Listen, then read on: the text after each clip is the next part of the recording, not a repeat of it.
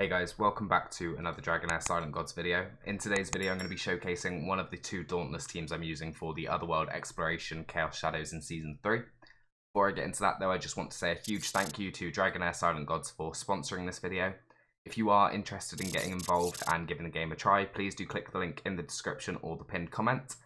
So, for the Chaos Shadow boss for my Dauntless team, I'm fighting the Poison boss, which, as you can see, takes lightning damage, an extra 100% lightning damage. So if we jump into this, I will run through the team I'm using. First of all, though, I'm just going to talk through the boss. So this is Stegomuffin, the legendary poison hero.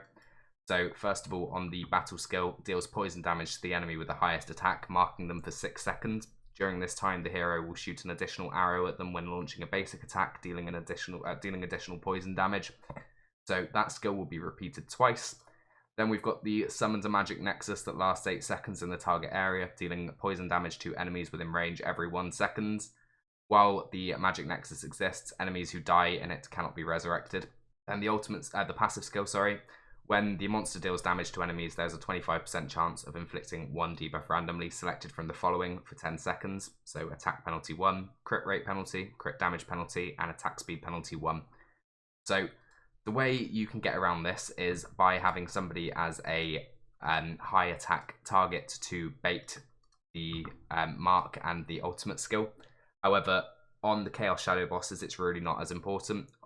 This was more of a thing for the Continental Challenge bosses, and I do actually have a video explaining how I got around that. But just to kind of reference it, I did have my Fathom Down built in a full attack build wearing the Slingshot artifact, which gave him a huge amount of attack, obviously based on his accuracy. As you can see, he's now not using that. He's wearing Witch's Remains in this team instead.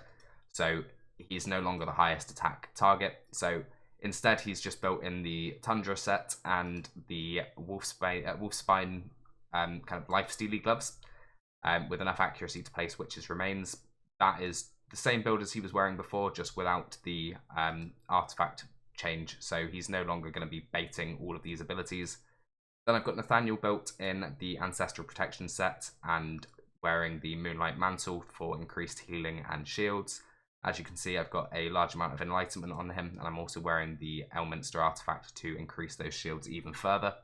Next up, I've got my first damage dealer, which is Vanny. So Vanny is built in a crit rate, crit damage build with some attack, wearing the Ravatrix's roots from Season 2 Famiander. With her being a rare, she does gain 30% attack and 30% HP from this, as well as the 60% attack from the base of this item. So yeah, she is basically here because of this skill here. Grants attack speed up 2 to all Dauntless allies for 10 seconds.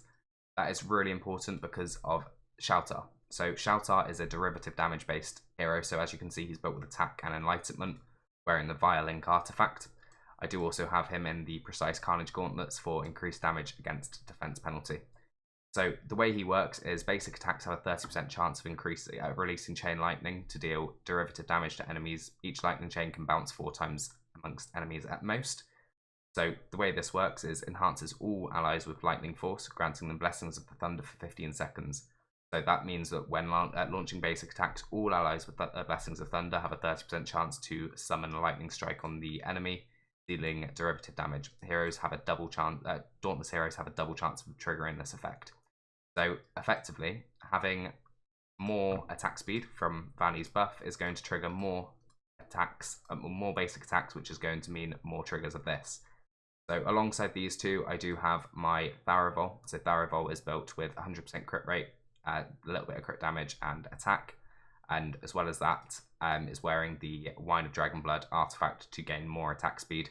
I actually could drop 20% crit rate in this build, but it's not really necessary at the moment. In terms of build, as you can see, he's also wearing the Precise Carnage gauntlets, as much as the stats on them are awful. And as well as that, you can see obviously his attack speed is very high. So he's got a really low interval between his basic attacks, which is just going to help our damage massively.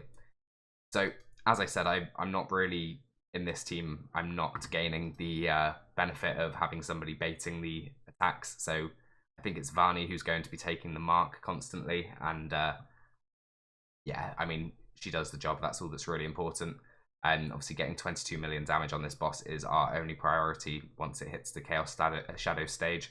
You can see all of these extra derivative hits, the white numbers here. This is from Shoutar. So I'm going to let this run play out, and we'll be back in at the end of the run, and we'll see how it got on. You shall be defeated by a country.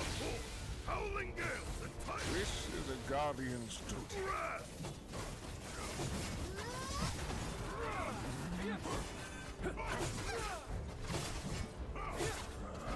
My arrows strike true.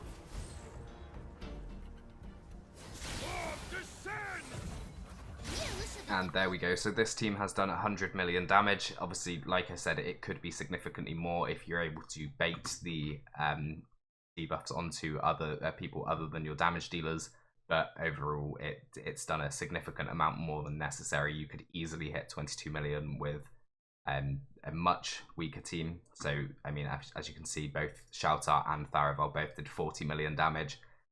Varney did 13.5 million damage. If you used Varney and one other rare, you would be able to get that 22 million damage. You don't need much in terms of survivability either. The boss doesn't hit very hard.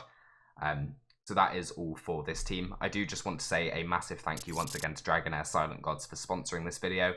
If you are interested in giving the game a go, please do remember to click the link in the description or the pinned comment and get involved today. Other than that, just a massive thank you to you for watching the video, and I'll see you in the next one.